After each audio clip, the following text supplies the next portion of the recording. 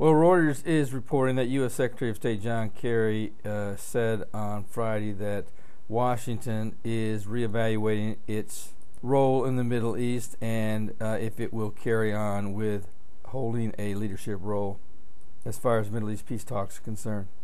The U.S. has indicated that their patience is running out and that the time is at hand that both Israel and the Palestinians need to determine whether or not they want peace in their region.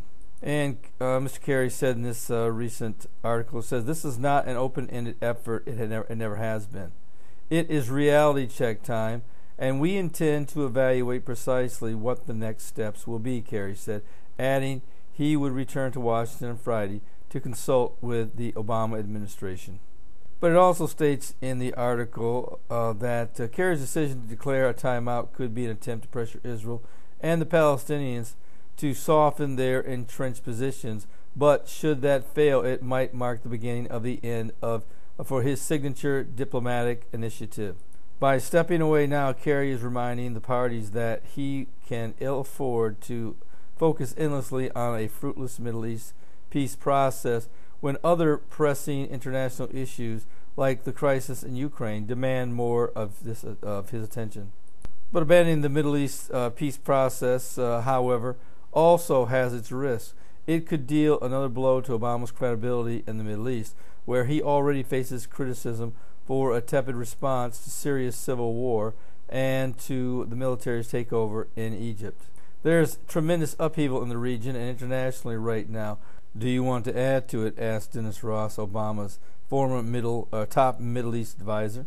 We don't need to see something we've been investing in collapse. Now, of course, the Palestinians want the Americans to place the full blame upon Israel, but the truth of the matter is the Palestinians are looking for every little effort they can get to jump out of this particular peace accord. In fact, just recently they now have come up with a whole list of demands for which they would come back to the peace table. These included lifting a blockade on the Gaza Strip and freeing a group of high-profile prisoners, including Marwan Barghouti, jailed a decade ago over a spat of suicide bombings. He's also looking for an additional 1,000 prisoners to be released now, and an end to all settlement construction, and for Israel to recognize as the Palestinian capital East Jerusalem.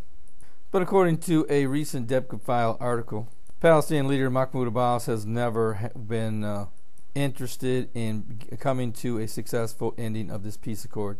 His only mission has been to free as many Palestinian prisoners as he possibly can in the process of the peace accord, but never actually coming to the end.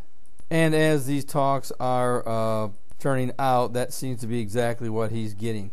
And Israel seems to be playing right into his hands, doling out prisoner after prisoner in an attempt to keep him in the peace talks. So where are these peace talks headed? We're less than 30 days away from what is supposed to be the end of a framework peace accord that would have a target date by the end of the year of being finalized in some form or fashion. Well, the Bible is clear that there will at some point in time be a peace accord that will be established between the Antichrist and many. So it's probably not going to be between just Israel and the Palestinians anyway. I look for a more broader type of peace accord that could possibly engulf and include both Syria, Iran, and much, if not all, of the Arab world. And you can also probably look for Ukraine also to be involved in this particular peace endeavor. I think that whoever comes in and takes the role of the Antichrist, he will come in under the banner of peace, and this peace will be a miraculous type of peace. Now, of course, in the here and now, in our present day, for anyone to say that this type of peace accord would be established by anyone in a short amount of time, they would think you were crazy. And under the present circumstances, I would probably have to agree. But once the rapture of the church takes place, this world will go from a natural to a supernatural world. This world will go from the everyday cares of normal life to angels flying through the air declaring the gospel, to witnesses causing various plagues and miracles to take place in the streets of Jerusalem, with strange signs in the sky, and the various plagues that will come upon the world will just be utterly frightening. So yes, things are going to change very dramatically in a very short amount of time.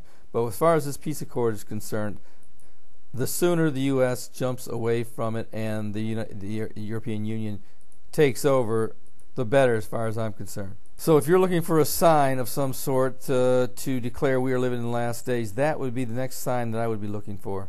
Well, this is Terry Malone with the Calvary Prophecy Report.